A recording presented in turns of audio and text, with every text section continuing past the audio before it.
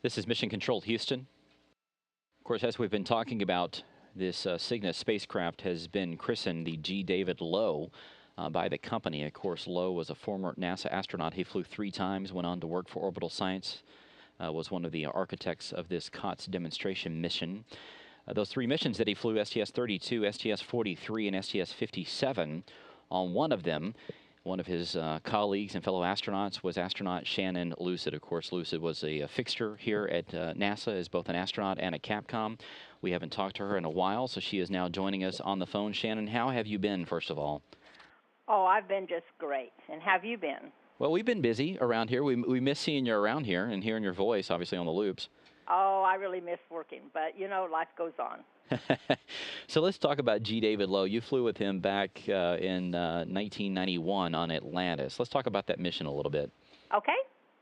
So, whenever you train with your colleagues, talk a little bit about the process for that. I mean, you train for more than a year, sometimes up to 2 years. Like, how close do you become, both as colleagues and both as sort of a, pseudo family? And what do you remember about G. David Low? Well, you train with, your colleagues for a long period of time, and you get to know them fairly well. And you really sort of become a pseudo family, like you said.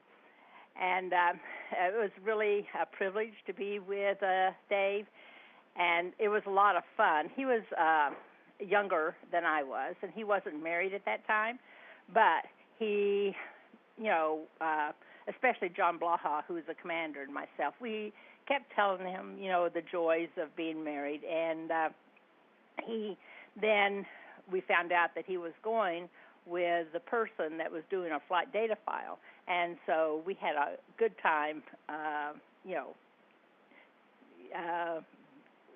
ribbing Dave a lot about that. It was just a real good time. We had so much fun together. So let's talk about the mission itself. I was reading the description of it, and it's interesting, and it's kind of ironic, I guess, that Cygnus is now named after him and is flying after the station, carrying a lot of science, because that flight had a ton of science on it that would sort of be the precursor to a lot of the stuff that they do on board station right now, right? It was, and you can correct me if I'm wrong, but as my memory as I remember, I think that flight was a 9-day flight, and that was one of the longest flights up, at that time. And we were thinking towards station at that time. And I know we had the lower body pressure negative apparatus on board, and, where Dave would get in there, and then I would do ultrasound of his heart.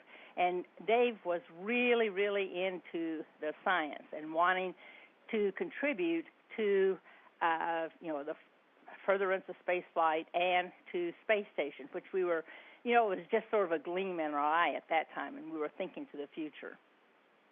Yeah, I'm reading this. It was 32 physical, material, and life science experiments, and they're talking about extended duration orbiter and Space Station Freedom, which, of course, was the original incarnation of the space station, but it would go on to become the International Space Station, right?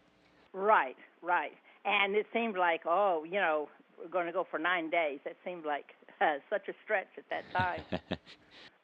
So let's talk about, you doing these science experiments on board. Did you have any idea that several years later that, this stuff would become what is now the International Space Station, and, now they're doing up to 200 experiments at a time? No. We did not know, but we certainly hoped that what we were doing and the input that we made to the design of the experiments and how we could do them better, we certainly hoped that it would lead to space station and lead to a furtherance of science in space. So as you look at this vehicle that just arrived at the space station here in the last few hours, and it's got the name of your former colleague, what are your thoughts on that? Do you think it is an apropos name to give this first Cygnus vehicle?